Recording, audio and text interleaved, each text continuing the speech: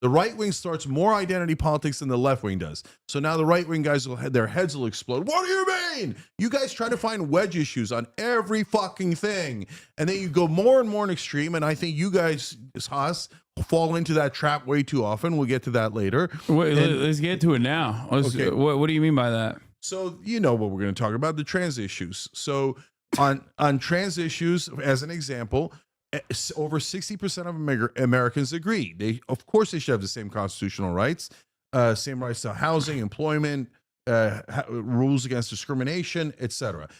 Does 1/3 of the country disagree? Yeah, sad day for them. 2/3 of the country agrees trans people should be protected. I'm 100% on board for that, right? And if you're a right winger and you go, no, man, they're weird, they're different, they're blah, blah, blah, and I'm going to hate them. Well, good luck to you, brother. I'm not going to hate them, and I'm going to protect them, okay? But so that didn't work for them. So they went digging. So then they go, okay, we should ban trans people from the military. Did you read the New York Times article I told you to read on this the last time we had this conversation?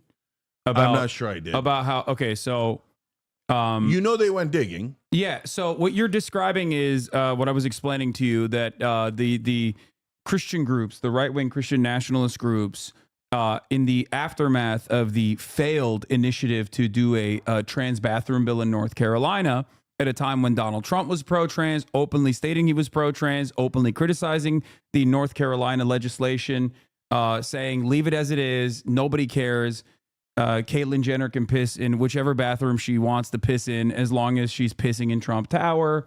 When all this stuff was happening, there was definitely a different attitude overall. I think part of that was because, just like you also recognize, most Americans, like, they just think trans people are being discriminated against and unjustly.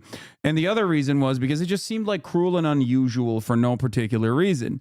So what these Christian family groups did was go back to the drawing board and, hire the likes of, maybe Frank Luntz didn't personally involve himself in this one, but like people like Frank Luntz that would go and focus group and test different messages. Yep. And they arrived at two key points that were resilient.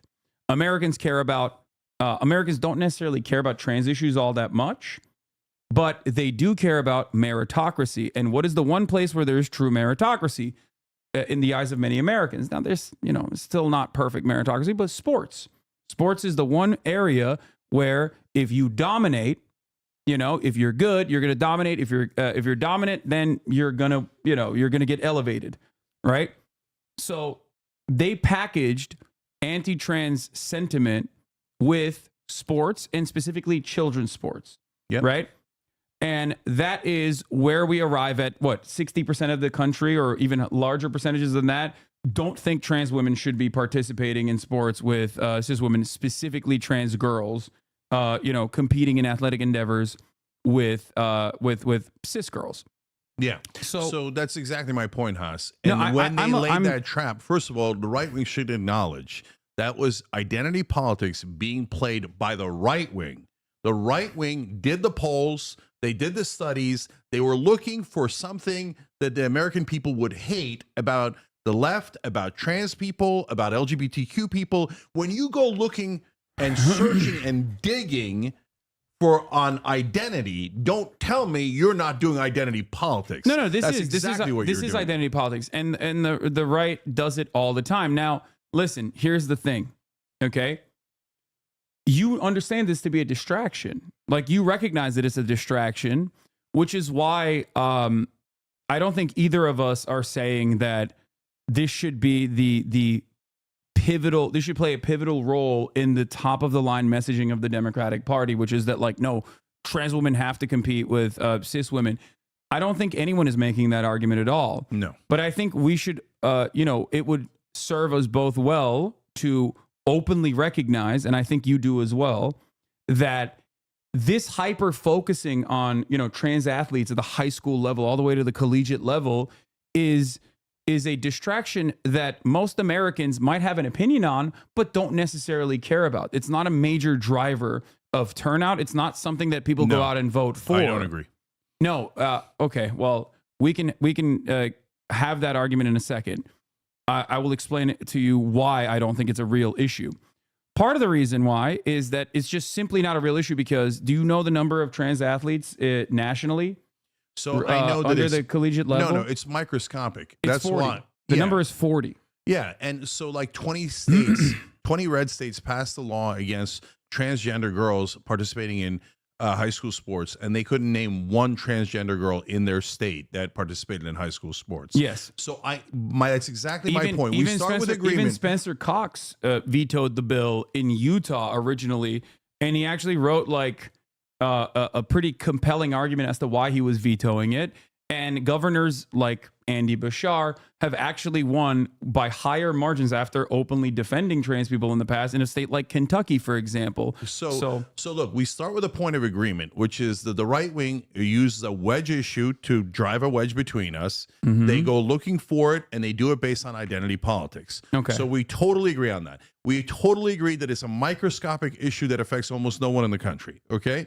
So when we don't have paid Also, I don't family, even think we don't that's have true. health care for everyone. This is bullshit. I don't even think This is that's meant true. to distract us. I don't we even think disagree it does on how impact to people. react to it. It does actually impact a lot of cis women. There's more cis women than there are trans women, and there are a lot of young girls that this could technically impact because now you have bills like the one in Ohio, the penis inspection bills, like the one that they have in Ohio, where like one of the parents from the opposing team could be like, "That's a trans girl, actually," and then they have to literally go and traumatize this like young girl who, in many instances, is not.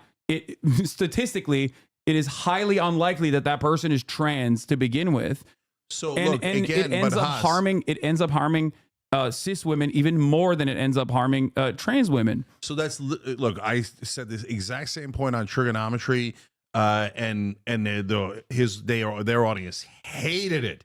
But this is the reality. The reason I make a distinction between high school and professional sports is because in high school, what you're saying is, like Ohio, if I really want to institute this, even though it affects almost no trans or cis girls, if in the world in Ohio as it is, Like but if I go to implement it, now I got to check everybody's genitals, and there's got to be a genital checker, right? And let me guess, tons of Republican older men are going to volunteer to check the genitals of our high school kids, and I hate it. I don't want it. It's like a groomer pervert factory. And they're going to probably put Jim Jordan in charge of it. Fuck no, okay? But when you get to the professional level, you get to the Olympic level, you guys make a giant mistake. You fall right into their trap. And you go, oh, yeah, sure, they should be able to compete. When the overwhelming majority of the American people do not agree with you, you should let the Olympics and the professional sports decide it on their own. It is not a constitutional right. They have no so-called right to participate in the WNBA. I don't have a right to participate in the NBA. So number one, I don't agree when you go to those extremes. And number two, does it affect elections? Well, we had an overwhelming answer to that in the Trump-Harris contest, because Donald Trump ran the anti-trans ad, which was not about hating trans people, although of course it was perceived as such by a lot of people. And so, what it was saying, hey, you guys are giving free surgery to undocumented immigrants who are detainees who are trans. It's too much. It's too, and I agree, it is too much. 98% of Americans agree it is too much, right? So instead of saying, oh no, that you guys are right, that's too much, and of course sports leagues, that's fine, and of course, no, we're not going to pay for any surgery for a dude who just crossed the border a second ago, right? Instead, you guys go, no, let's fight. Oh, for God's sake. And you dig in, and now we're on a losing ground for no reason at all. Can you tell me who on the Democratic Party's campaign was actually saying like, no, we have to issue bottom surgery for undocumented migrants, outside of Kamala Harris saying that in an ACLU questionnaire in 2019? When faced with the question, what will you do for trans people? She just gave that answer, which was a bad answer to give regardless. But was there like a hyper focus from the Democratic Party's campaign that I'm missing? So Trump starts running the ad.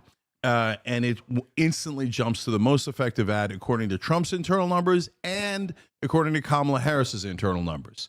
So at that point, that's also not true. David Plouffe literally said on the Pod Save America autopsy that they engaged in that the ad actually wasn't all that impactful at all. Yeah, bullshit. Oh, you I don't saw believe him it? say that. I know it's not true because Future Forward, the biggest PAC that Kamala Harris has said that the Charlemagne the God version of that moved the national polls by not the national polls, but for people who viewed it, it moved the numbers by 2.7 points nationally. Okay. That is gigantic. And they said it was the most effective ad Trump had. That's why he then doubled down and quadrupled down and wound up spending 20% of his entire ad budget on that ad. I think because both sides thought it was the single most effective ad. I think that's literally the reason why Kamala Harris was able to actually catch up to Donald Trump on not only the economy because of their hyper focus on the trans shit, but you thought that helped Kamala Harris? No, I don't. I think that this kind of hyper focus on a marginalized group is not moving people to go out and vote in any meaningful capacity, for some of the reasons that you also mentioned, but also because most people don't know who the fuck trans people are. They've never met a trans person. They don't give a shit. They just care about the economy.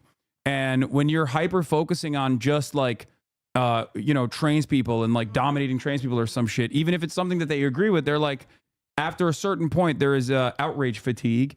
And I think on the trans issue, we like consultants and people who are hyper focused on the media care far more about the effectiveness of ads like that than the actual Americans that went out and voted. And you saw this reality. We lost, they won. No, I know, but okay. So I mean, like it's so in the real world, they won, we lost. In the that's why in you the have to world look at, of consultants where they look at polling. That's why you have to won, look. We lost. That's why you have to look at the broader campaign and what Americans were concerned with and why they voted in the ways that they did. And I think here's where you and I agree on. So your position is, even though both sides overwhelmingly say that ad was the most effective ad and it moved people and it cost Kamala Harris tons and tons of votes, you disagree? Yes. And the reason why I disagree with it is because, well, I don't completely disagree with it. And I'll explain to you why. And I think you and I are going to be in agreement with this. I think that the only way that ad is even remotely sticky when, or even remotely effective, when I still question the legitimacy of how effective the ad was, because there's plenty of examples of people actually defending trans people and then winning by resounding numbers all across the country. It depends on what issue, though, Haas. It's because the Democrats they stand for nothing. There is nothing that unites the base of support for the Democratic Party. They are this weird big tent, third way neoliberal party that is constantly pointing to institutional norms and defending this notion of civility. If that is your overarching campaign strategy, then yes, if you stand for nothing, you will, people can turn around and tell others what you actually stand for. They can reframe what you actually stand for and say this is the type of stuff that they care about actually. And therein lies the problem. And I think you and I will agree on this. If it was like a Bernie Sanders style candidacy, if Kamala Harris was like, I want Medicare for all, that Americans are suffering. I want to fix the housing crisis by implementing a federal jobs program backed like mass housing boom that will actually fix the housing markets in all these big cities and all across the country by building a shit ton of houses. No public-private partnership, none of that. No opportunity economy language whatsoever. We're gonna just fucking build, baby, build. Okay.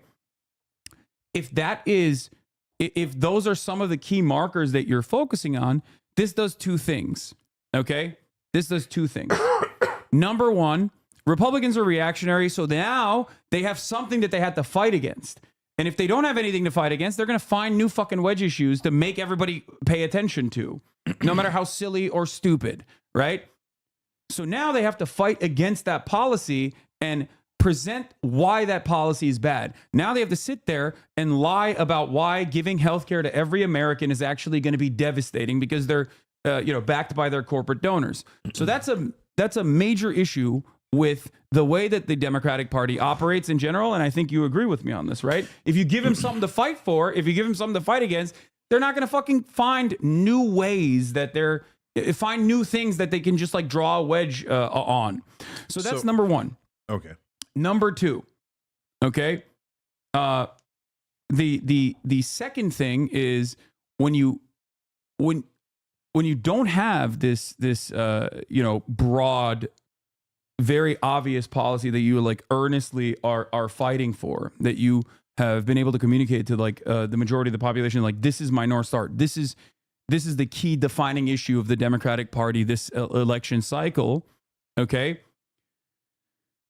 All of a sudden, when you cave and capitulate, the second point I was going to make is when you cave and capitulate the right-wing framing on these issues, the only thing you end up doing is basically admitting that the Republicans are right. And the Democrats have done this on immigration. The Democrats have done this on policing. The Democrats have allowed the Republicans to dominate the space over and over and over again, and they've done it with trans issues as well, or they're doing it now with trans issues as well. Just call it out for what it is. It's a simple distraction. This is not going to put food on your table. This is the way that the Republican Party gets away with being in the pocket of billionaires openly by saying this is the only thing that the Democrats care about. Trans people are your neighbors. They're not your landlord. They're not your boss. And they're not the reason why healthcare is so costly. Okay? They're a tiny group of people in this country that just want to live their same lives. They literally have the same exact class interests as you. They literally also have to pay rent at the end of the day. They also still are harmed by the same fucking shitty job opportunities that people have. They also are worried about not being able to own a home or retire at a reasonable age. The idea that these people are the reasons as to why you're experiencing economic anxieties is silly. Don't ever have this conversation. That's what I say. And that's how I deal with it as someone who is obviously somewhat radical in my pro-trans message overall, because look, it's silly. It's a nonsensical position that you even recognize as nonsense. So let me start with the agreement and move to the disagreement. So the agreement is super important here because you're right. And this ad is, in a sense, the perfect symbol of, in my experience, you'll only agree with half of this, but the merger of what is wrong with the Democratic Party's corporate wing and the radical left wing. You smush them together. We'll get to labels in a minute. Okay, so you smush them together and you have this ad, and this ad helped Trump win and Kamala Harris lose. Why are you smushing them together? For the exact reason that you explained, Haas. Because if they were like Bernie Sanders and they were economic populists, Bernie can say, why are we talking about that issue? We should be doing higher minimum wage and we should be doing universal health care, et cetera. And then now we're having a real conversation about things that affect people's lives. And Kamala Harris can't do that because she's too busy pleasing the donor class, right? Tony West. Shouts out to my man, Tony West. And who cost us the election more, that ad or Tony West? Not close. Tony West. Okay, so Tony West, who's the Uber executive, that's her, brother-in-law, told her, "Oh, you know what? You're too tough on corporations. Instead, you should give them a big bear hug. Go out there and put out that 90 corporate CEOs signed a letter saying you're awesome, and that you'll work for corporations and do everything that they want. Bring in Liz Cheney, Dick Cheney. Dick Cheney pulled a 13%. Liz Cheney is one of the most unpopular people, progressive."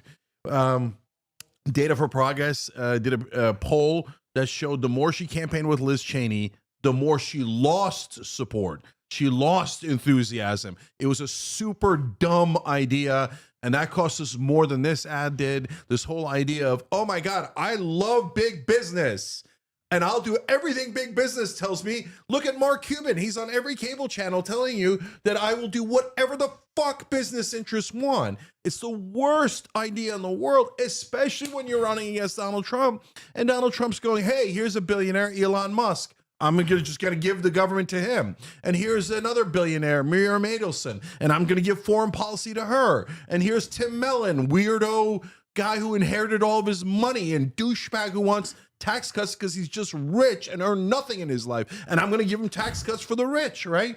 But they never make that case because they're corporate douchebags. Kamala Harris, Joe Biden, Hillary Clinton, all of Democratic leadership.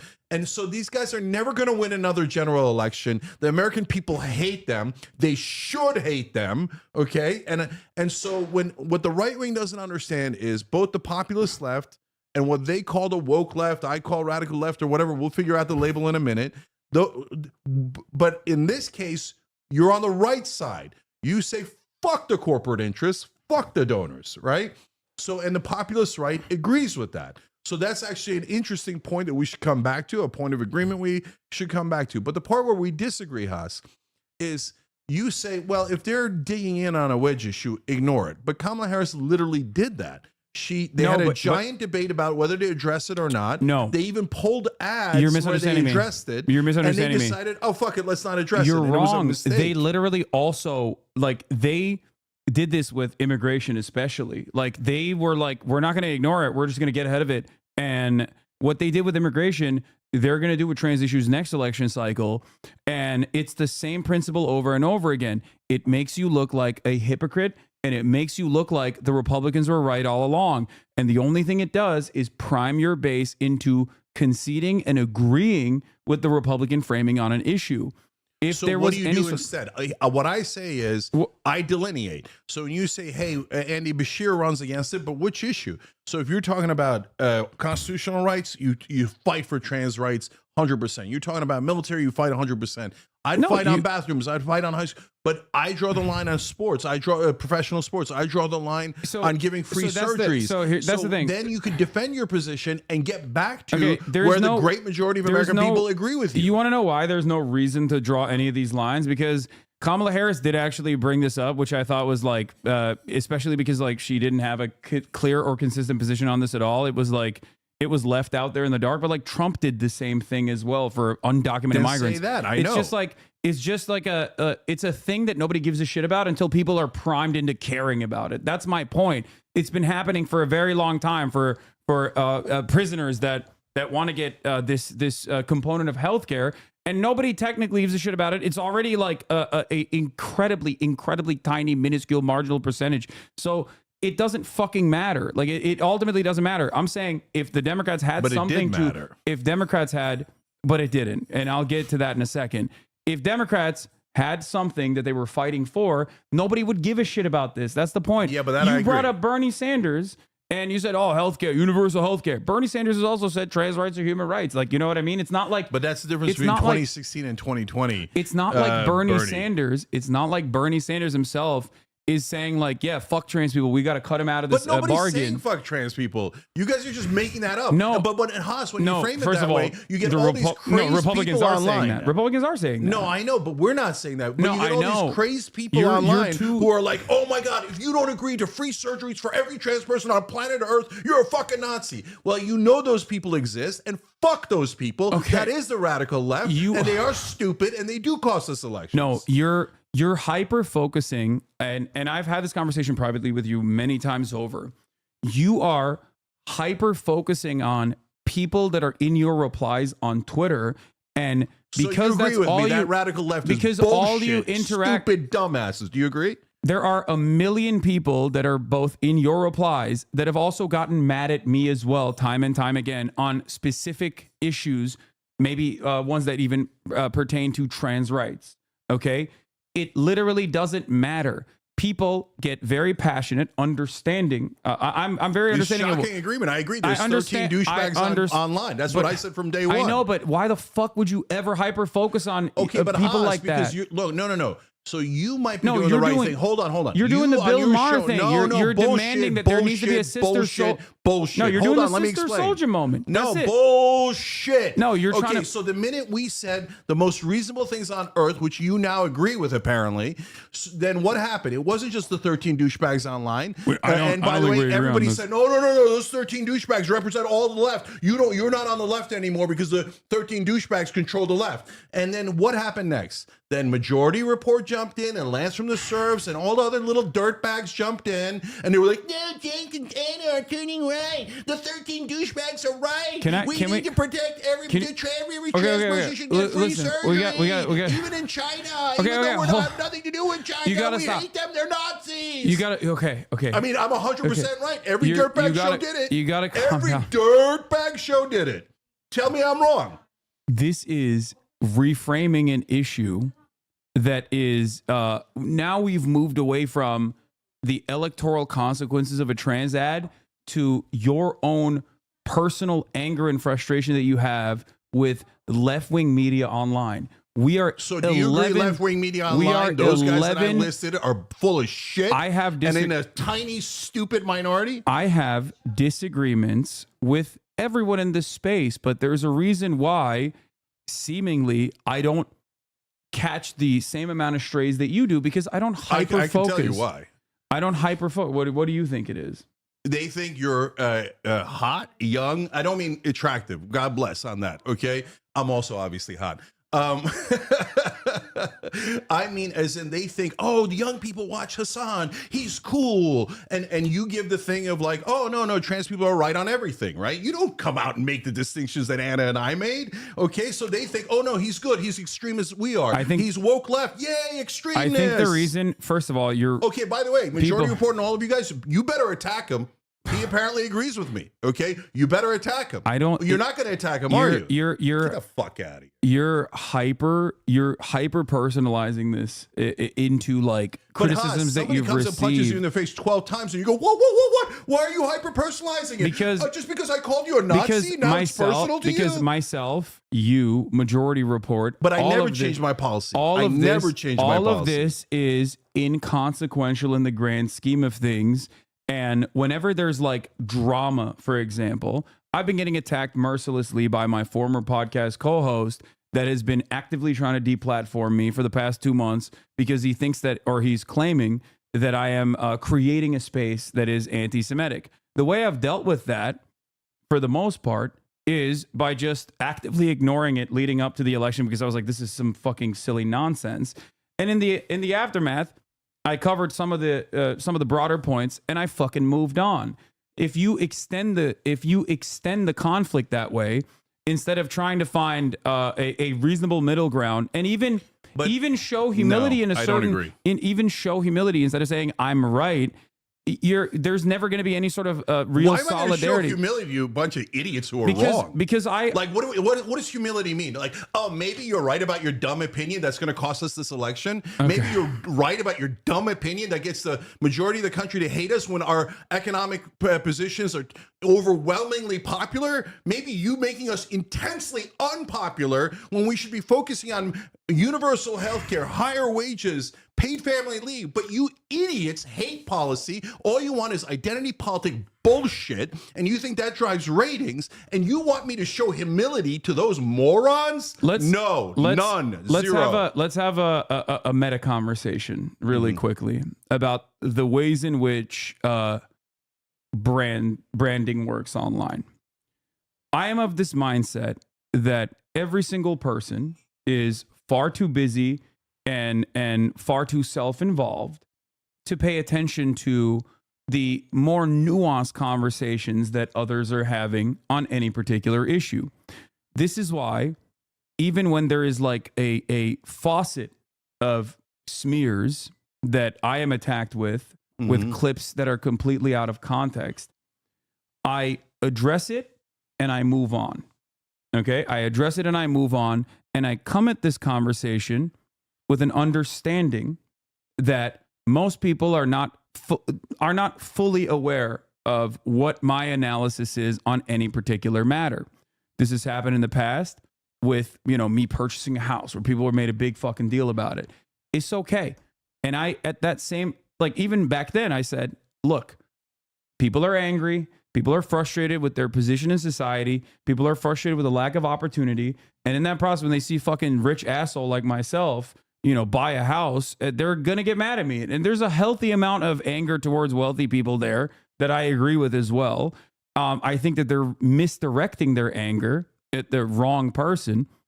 But ultimately, I move on. If I spend every waking moment covering, the anger that I'm receiving, and if I spend every waking moment covering like things that are out of context, then I'm not going to be able to, I'm just going to be that. I'm going to be the person who's responding to drama all the fucking time when I feel like there are far larger, more consequential issues at play. Now, let me take the other side on the meta conversation. Hyperfixating on not only a very small sliver of society that is, in your honest opinion, has been openly targeted as like the major reason as to why people are angry, is offering legitimacy to the right wing position. I think there's a more effective way of communicating that, and it's something that I do on a regular basis, which is, this is a simple distraction. You don't care about this. And the people that do hyperfixate on this are fucking weird and gross. Leave people alone. Let people live. These people are your fucking neighbors. And they and yourself are more aligned on class issues in more meaningful ways than you think. Stop hating on people that you don't fucking understand. You know, mind your own damn business. Tim Walz does a fantastic job with this. And Andy Bashar has done a fantastic job with this. They're both very popular governors that you like as well. But that's literally my position.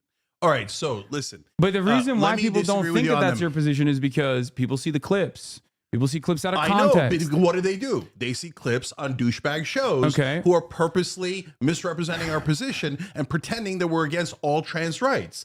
So, so your position to that is surrender, okay? And no, I never surrender. So look, and here, let me explain why, though. Why do I think that's surrender? Because we've tried this, Haas. So let's, on that meta conversation, so we tried it with Trump. So Young Turks viewers will remember in the beginning when he first started running in 2015, I thought he was so illegitimate that he was doing it as a con, which by the way turned out to be wrong. Who? Trump. And we blurred out his face. First we didn't show him, then we blurred out his face, and then eventually we gave up and started showing who he was. Ignoring the beast never works. So then I remember when, but these people are not the beast. Hold on, let me finish the point. When Dave Rubin came out and started lying, 100% lies, lie after lie after lie, we ignored it because we're like, well, that's fucking mental, right? But then the lies started to take root because he goes on Joe Rogan, and Joe Rogan's like, oh, really? Tell me more. Oh, my God, Dave Rubin's so right. And then he went on like 100 shows. And so then Ben Shapiro and Daily Wire comes up, more gigantic, and Crowder comes up. And we're like, oh, these are pimples on our ass. Who cares about Shapiro? He's so small. Crowder, who cares? He's tiny. He's microscopic. Who cares, right? And we didn't address them. And you know what happened? They festered and festered and festered. And next thing you know, Dave Rubin, everybody started to think, oh, I wonder if he's right about the Young Turks and they have some evil, nefarious purpose or something.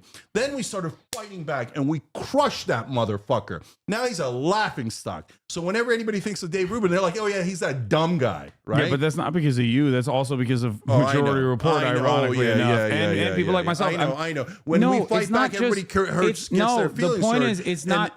And it's so, not just and then it's you. never us. We never get any credit. We only get discredit. The reason why I'm bringing up Majority Report and myself in this process is because, like, ultimately, right, we are all aligned on virtually every single issue. So in many respects, you feel chastised individually. You feel like you've been outcast by the left or whatever, like the media representation of the left is. They're not the left. I'm the left. Okay. No, 100%. And you agree with that. Okay. Please, just listen. No, because we have to. But you're not the singular force. The idiots are making everyone think they are the left. They're like, we're the left. We're the real left. Okay, we are super extreme. We want free surgeries for every criminal. Yes, we're the left. And oh, Nazi. And Haas, what happens? People think they are the left. So if you say you're right, Cenk, those are the extreme idiot left. I don't and think you that are they're the the left, extreme, then I'm okay. No, I don't think those are the extreme idiot left. I think that there is going to be a diversity of thought in any issue that people have. And it's a matter of who you make your enemies in the finite amount of time that we have on the space, the finite amount of time that we have, living on planet Earth. It's about the economy of time and utilizing it appropriately. I don't spend any time. I do not spend any time. Just let him attack you and sit there and don't correct anything. Let all the lies fester. Yes. Wait, you didn't let me finish. So Dave Rubin, now he's a laughingstock. Then Jimmy Doran comes in because Dave Rubin is a right winger. Yeah. Majority Report is not. So you're saying you are in agreement with the Majority Report. No. Hold on. Let me finish the thought. So on Jimmy Dore, he comes in. He goes, "Oh, they're paid by Nancy Pelosi. They're paid by the CIA.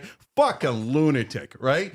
And so we let it fester. Finally, we're like, get this fucker out of here. And we tell the people truth and we crush him. Now he's a fucking joke on the internet, right? So we go on. And anytime we don't fight, it festers. Anytime we do fight, we crush them and we move the fuck on. And nobody thinks Jimmy Dore's the left anymore. Nobody thinks Dave Rubin's the left anymore. And so now these guys come and attack us going, yeah, we're the real left, we're the real left. There's a difference. And you're saying, no, don't crush them. Just let them fester and people pretend that they're the real left. No, we don't do that. If you're going to say stupid shit and you're going to try to punch us in the face, we're going to punch you back, not on our behalf, on behalf of Democratic voters who you are lying about. The Democratic voters do not agree with you. They agree with us. So sad fucking day for you. And I'm not going to let you lie and pretend that the Democratic voters are on your side because you're a fucking liar and they're not on your side. Do you agree that the Democratic voters are on my side? I don't care what the Democratic voters are on, of whichever side they're on right now. We've lost the plot. Okay. No, we've completely lost the plot because now the conversation is about like you know, the serfs or Majority Report, and I think that's a completely and utterly unproductive conversation to have. Your strategy is when grifters on the left attack you, whether it's Rubin, think they're grifters. I think Cedar's a grifter. I disagree. Okay. Oh, by the way, so now all of a sudden you're defending Cedar when he calls me a grifter. You don't defend. First of all, I've never heard him call you a grifter. He's called me every fucking name in the book. Okay. He's a low rent grifter. Stop. Okay. No. I'll tell you. I'll out him right now. When we were in Vegas together, when we were in the same network, he starts attacking Jimmy Dore. And I say, hey, cut this shit out. I agree with you, not Jimmy. But you're attacking him in a way that is over the top and totally unnecessary and counterproductive. And you know what Sam said to me? Sam said, oh, well, he has a bigger audience than me. So if I do that, I'm going to siphon off of his audience. You know why I siphon off? Oh, because I am right and he is wrong. And the audience deserves to hear my truth. So he's doing the same thing to us. But you agree with him. And I told him not to do it. But you agree with him that Jimmy Dore is No, this is pre-Jimmy going full right-wing, full lunatic. Yeah. Okay, but on that particular issue they were debating about, I agreed with Sam and not Jimmy. I don't mind him saying, hey, I don't agree with Jimmy. What I minded is him saying, oh, Jimmy is terrible and bad intent and blah, blah, blah. Yeah, but brother, he hadn't even done that yet. He disagrees with Jimmy Dore on this particular, whichever he issue. Did it with what bad was it intent, on? Haas. What was it on? He says, I don't even remember. It's irrelevant. What he says is he literally told me, I try to take other people's audience by getting into their basically next to their algorithm, right? So if you've got a guy like that who has bad intent, you're saying if you deem him right wing, you should attack him. But if you deem him left wing, you should let him lie about you. You should let him call you every name in the book. No. You should let him pretend he represents the left when he doesn't represent the left. He doesn't represent Democrats. You should let him trick people into thinking that the Democrats are super unpopular, that the left wing is super unpopular. No, I'm not going to let him trick people into thinking that. Okay, listen. Sam Cedar or any number of different left-wing content creators have no bearing on the actual policies that the Republican right are implementing. No, they don't. They don't. Why did Kamala You're Harris out of your mind. Why did Kamala Harris in 2019 say on tape that transgender detainees should get surgery if they're undocumented immigrants? She said it because there was hold on, Haas, let me finish. Because there was enormous pressure. There was enormous pressure from the radical left to say, "Oh yeah, you got to be pro transgender detainee immigrant surgery. You have to, otherwise you're not left enough." And she's an idiot. She doesn't have any thoughts in her head. She was like, "Oh, okay, I'll adopt that position." And it was because of the extreme left that she adopted that position because she's an empty vessel. You are literally attributing the consistent thing that you also agree that Kamala Harris is a bad politician with bad instincts and did not have a good way to communicate what she would have done differently for trans people, okay, to fucking Majority Report and any number of different like extreme leftist outlets that literally get a fraction of the views that I get in this regard. Like, no disrespect to them, but like all of us combined do not have the same motion. You're talking about the special interest groups. You never groups. fight them, so nobody knows. Everybody thinks you're extreme left. Everybody thinks that you're the woke left extraordinaire, right? So like, and why do they think that? Apparently you don't agree, but they think that because you don't actually ever fight on this issue. You don't delineate. The reality is the way that people are presented by others ends up changing the perception that they have in the minds of a lot of people that are not they're simply just not paying attention. I come at it from a much more understanding point of view, and I understand that there is a large tent of people with a diversity of different opinions. And there are moments where I will yell at a chatter, but outside of that, in terms of the finite amount of time we have spending, I find it more productive to spend it focusing on the actual people who hold the levers of power rather than people who I'm aligned with almost entirely, whether it be yourself with some very major disagreements or even same-seater and the like. But that's Haas, you're making it sound like presenting we yourself, just have a difference of agreement. No, presenting yourself as but we don't an have, intellectual, Haas, presenting yourself as the opposite of these people, okay, serves no purpose. It just only makes you look like you're the moderate voice in here and they're the extreme voices and whatever. That's true, though. But it doesn't matter. It doesn't matter. Just make your argument and move on and focus on the things that do matter. Say the same thing to them because they're the ones because intent matters, Haas. Intent matters. Look, you know how many people disagree with me in Young Turks hosts? So I had this giant same exact debate we were having about the trans ad with Jordan Yule and with Jules Sulzdezdev. This is the one time I get it wrong, Jules. I love those guys. Francesca's in our network. I disagree with them all the time. We have the debates on air. There's nothing wrong with those debates. That's wonderful. No problem at all. Where I draw the line is bad intent. Yeah, when I have disagreements with any number of different people on any other networks, I say ultimately I don't care. We are aligned in this fight. We care about protecting undocumented immigrants. We care about protecting trans people, and I'm not going to pay too much attention to this because ultimately, I don't give a shit if there are disagreements. I have disagreements with my friends all the fucking time. Ultimately, if I think someone is almost entirely aligned with me on a lot of these key issues, then I see no reason. And they call you a Nazi and a grifter. You say, okay, fuck it. It doesn't matter. People call me. Yes. Okay, people no call problem. me all of it. Okay, I think it's ridiculous if it's coming from the right. Haas, if it's coming from the right, then you can use that as an opportunity to show politics. why they're fucking ridiculous. No, but let's get back to politics. So why does anybody think we're extreme, right? Why does anybody think the left is extreme? Because they have a whole bunch of hosts that they could point to and thought leaders and people online. Yeah, myself included. Right, that they point to and they go, look at these extreme positions that they have. So that taints the rest of the left. And that is counterproductive, it's unfair, and it's inaccurate. So stop pretending the most extreme positions are the most left-wing positions. They are not. They're the least representative of the left. I think hyper-focusing on what the right is considering to be the most extreme positions is only giving it more air for no reason. This is why I said this is the sister soldier. The independents decide the elections. This is why and you're losing that battle. This is why I said this is a sister soldier moment where you're like identifying someone to your left that is more extreme than you to show everybody how moderate you are. And there's no reason to do that. To show them how moderate Democratic voters are. There's no reason. Because they brainwash people into thinking that Democratic voters are lunatics who, by the way, okay, let's argue this. That no crime exists. There's no reason to do that. Crime is great. There's no reason to do that. Crime is wonderful. You want to know why there's no reason to do that? Donald Trump is president.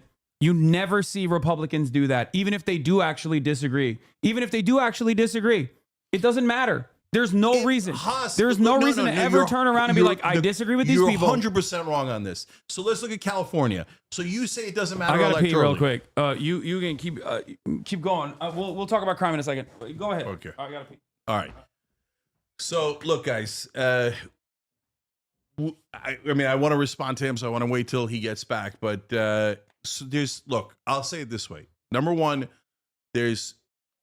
the thing Haas is right about is there's so much more that we agree on than we disagree on.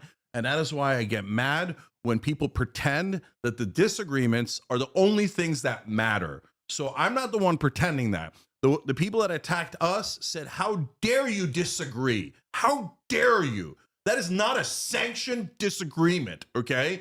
So now you have to fall back in line and you have to start calling women this and that, and you have to say that trans people should be getting the free surgeries and and be able to play in professional sports. And if you don't, you're not really on the left. And in fact, Cenk, I get this argument all the time. You have the biggest left-wing network, so you have a responsibility to agree with us. But what the fuck does that mean? I don't have a responsibility to agree with you.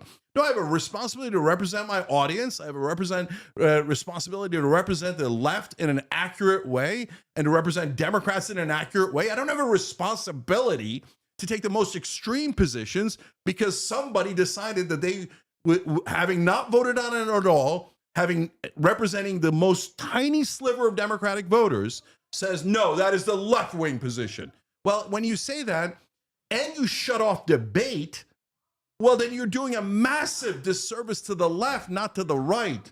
So look, at any time you go on Young Turks, you'll see disagreement all the time. There's nothing wrong with disagreement. There's something wrong with saying that if you don't have the most extreme position, that you're not really on the left and you're a right-wing grifter and blah, blah, blah, blah, blah. So let's do crime.